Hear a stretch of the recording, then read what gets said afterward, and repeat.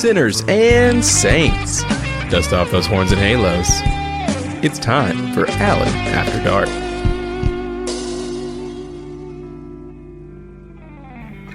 Here we are 2 weeks in a row, and the state of Tennessee has to be the headline on Alan After Dark. I don't know if y'all heard, but I'm sure most of you had.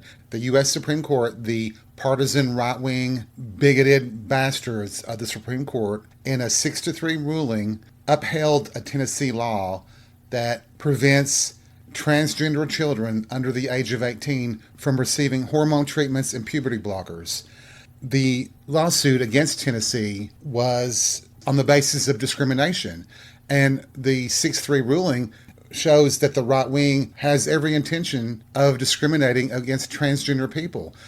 They literally said that it's okay for the government, the state of Tennessee's government, to tell parents what they can and can't do as far as the treatment of their children. They used this really flimsy kind of loopy fucking argument that, in my opinion, could be used to overturn marriage equality. And you all know the argument is the same cliched ones they've always made. They first started out as, well, anybody under the age of 18 shouldn't be able to make such important decisions about their own welfare, especially when it comes to changing your gender. But that doesn't really work, because in this case, these were kids of a decent age, still under 18, but they also had their parents' approval. So when that didn't work, they tried to invoke public welfare for the greater good of society as a whole.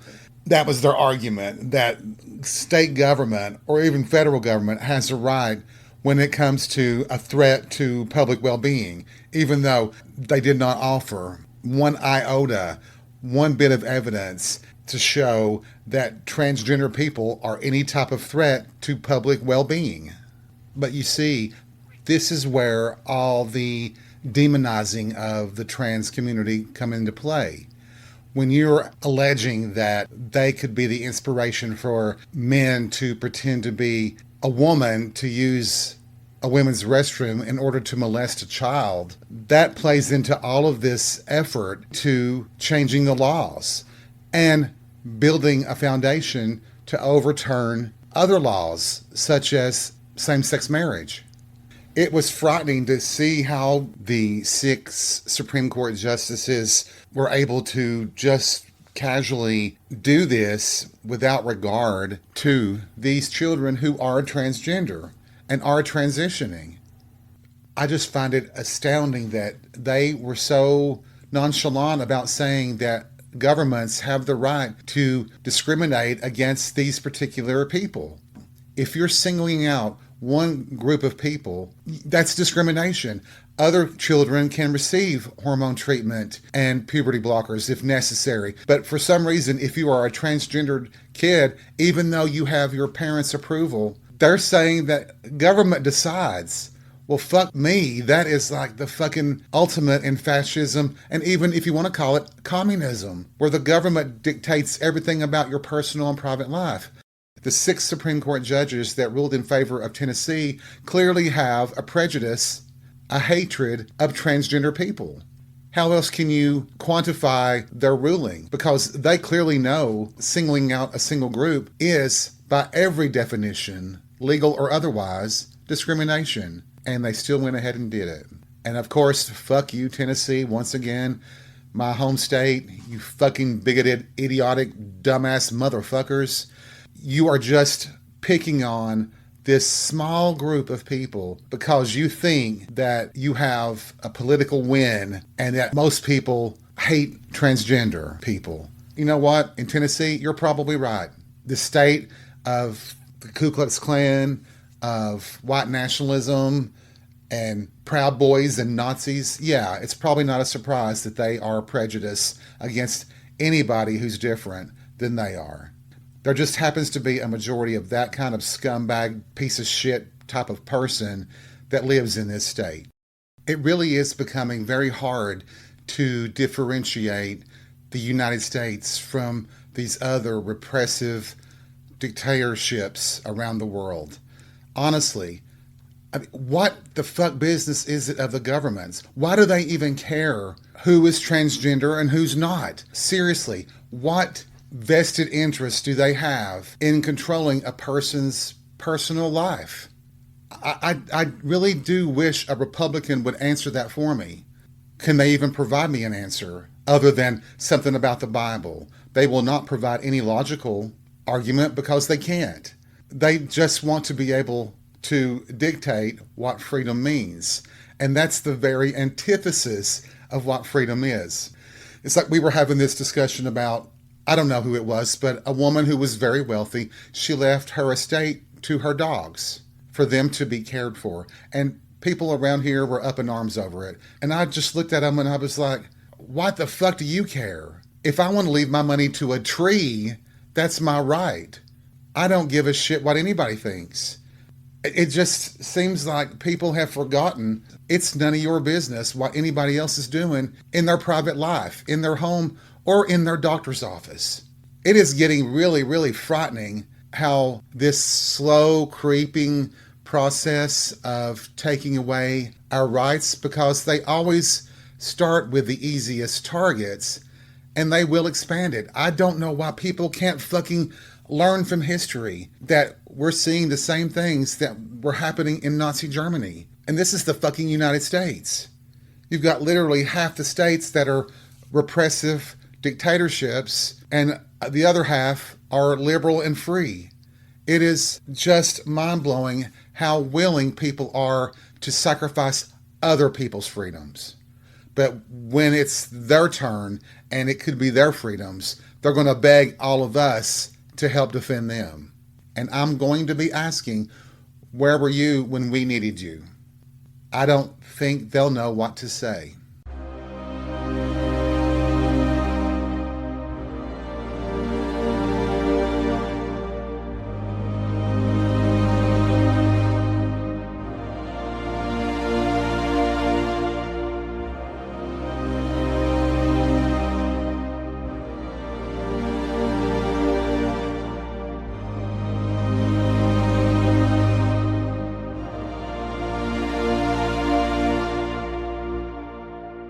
There was some old fogey on CNN or some of those god-awful cable news programs, and he said, my children should never be exposed to gay people. That should be my decision, my family's decision.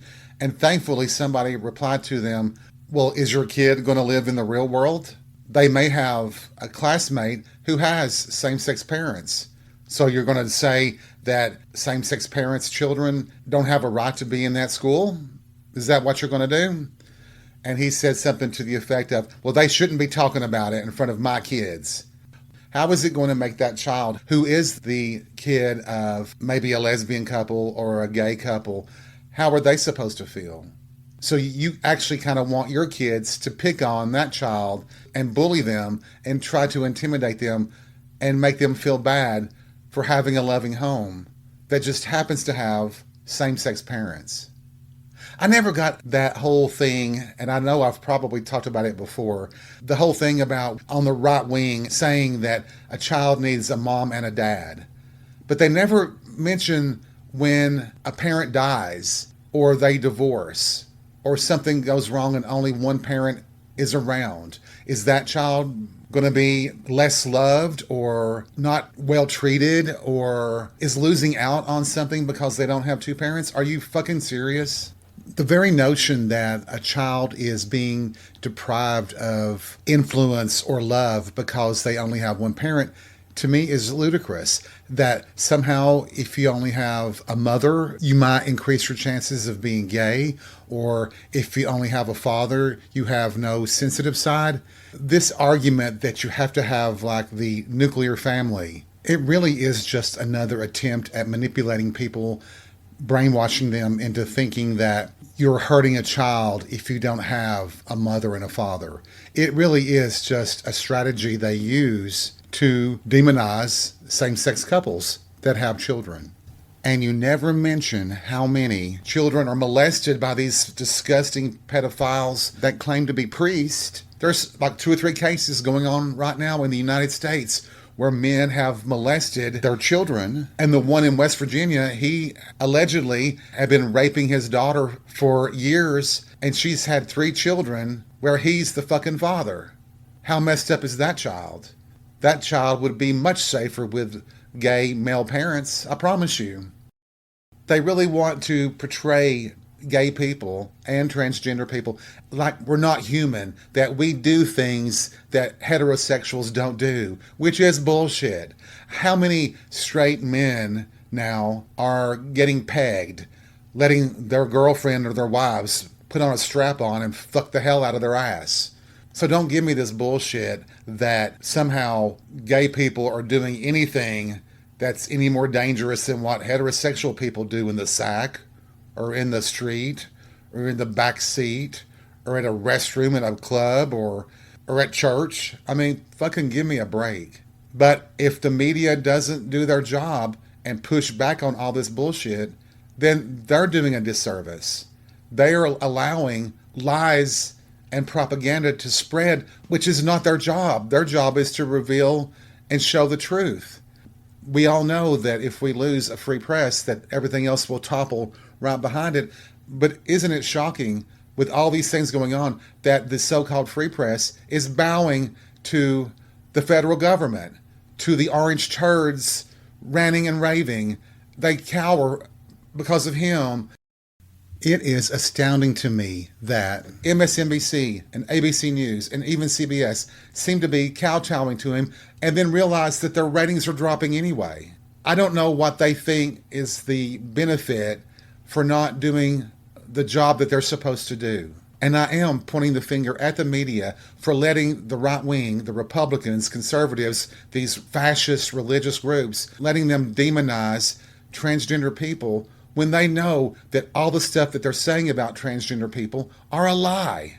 I thought our free press, the media, was supposed to expose liars and provide the American people, the world, with facts, with the truth. But they're more corporate, more about making money now than ever before. And they don't care whether or not they're telling the truth because they are just trying to make money. And whatever it takes to make money, they're going to do it. I am so frustrated and I'm so angry.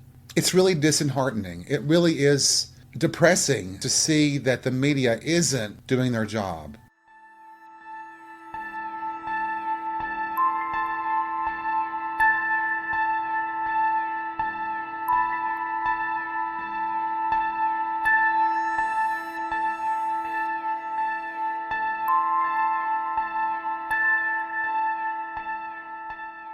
I always go back to what I think of as my heyday in the 90s. And yes, we didn't have marriage equality. There was a lot of discrimination against the gay community. But for some reason, it felt more free then than it does now. I can't explain it. But, we had President Clinton in office, and he very much was open to gay rights. And it just seemed like that was the turning point in a positive way for the gay community. And now here we are, nearly 30 years later, and everything's falling backwards, where once again, gay people have to be worried about being murdered on the streets and not receiving justice.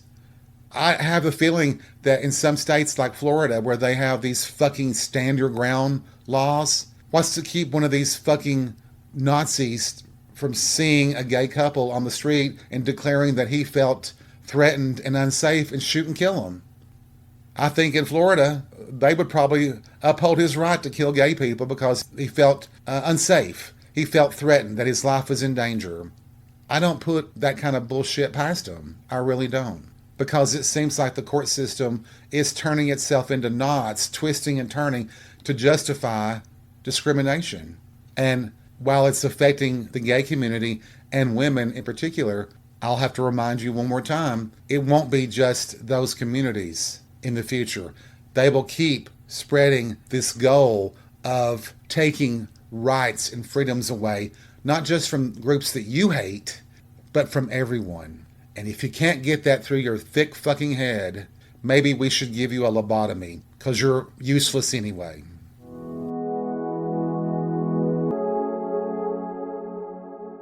one of my besties and I, we were on a walk one day, and we were, I don't know, it always tends to come up, and religion came up again. And I was talking about this concept, the concept of eternal punishment, eternal damnation, I think they call it, where you're doomed to hell, where you will burn forever and ever. And I don't know, I was trying to make a logical argument about, let's say, a serial killer. Let's say, what, John Wayne Gacy. He killed 31, 32, or 34 young men, and he was sentenced to death and he was executed. So, from a Christian point of view, he will go to hell where he will burn forever and ever. And I was just making this kind of argument. I'm like, well, what warrants eternal punishment? And let's just say, okay, he killed 34 people. So let's say 100 years for each person he killed, which would be an equivalent of a lifespan. So that would be 3,400 years of punishment, right? And I started thinking, well, he's supposed to be punished for billions and billions and billions, trillions of years. And I thought, wait, really?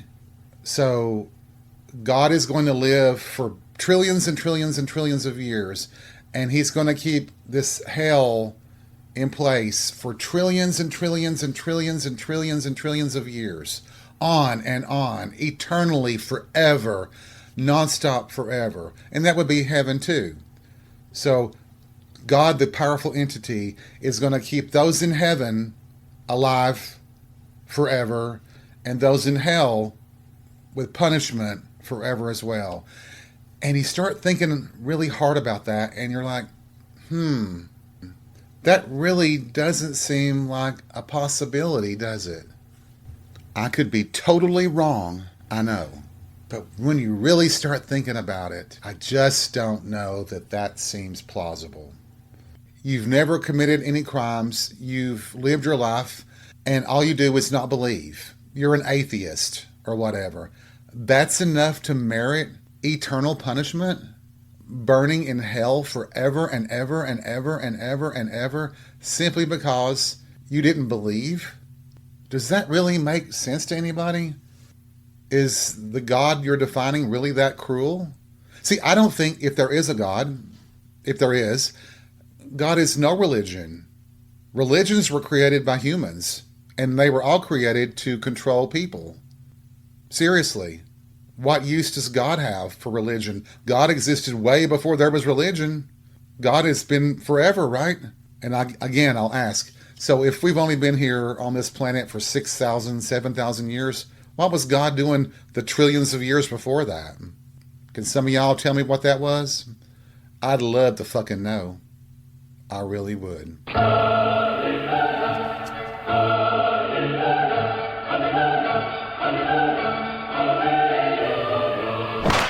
Gotta tell you, sinners and saints, I am in absolute recovery mode from pride. Oh my God. I had way too much to drink, and it was hotter than the devil's asshole.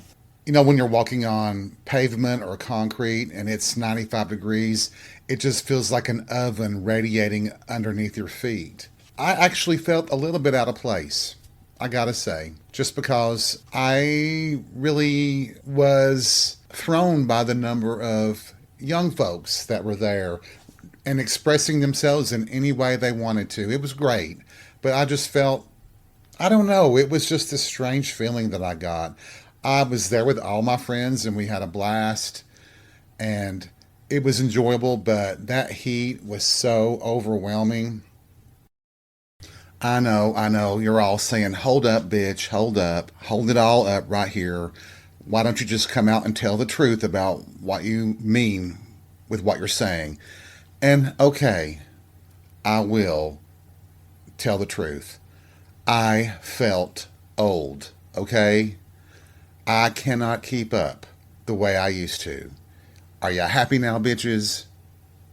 I hope so, because I'm not.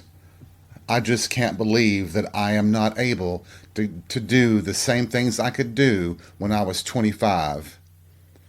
It just doesn't seem fair. And if you're not there yet, I promise you, darling, you're going to wind up being there in the same shoes that I'm wearing, I'm telling you. And it is most unpleasant when reality and life does a double kick to your jaw and knocks half your teeth out. Jesus. The only time that it got hot in a different way was that time the guy, well, speaking of religion, this guy was acting almost like Reagan from the movie The Exorcist. Lick me, lick me. Yeah, I was a little bit scared. Thank you once again for joining me for this episode of Alan After Dark, and I hope you've been challenged, entertained, had fun, have a boner, had an orgasm, or at least didn't pee in your pants, unless you're into that freaky shit, you know? But I was scared of that guy at Pride. I really was. Anyway, always remember, take life by the balls and be real. We'll see you soon.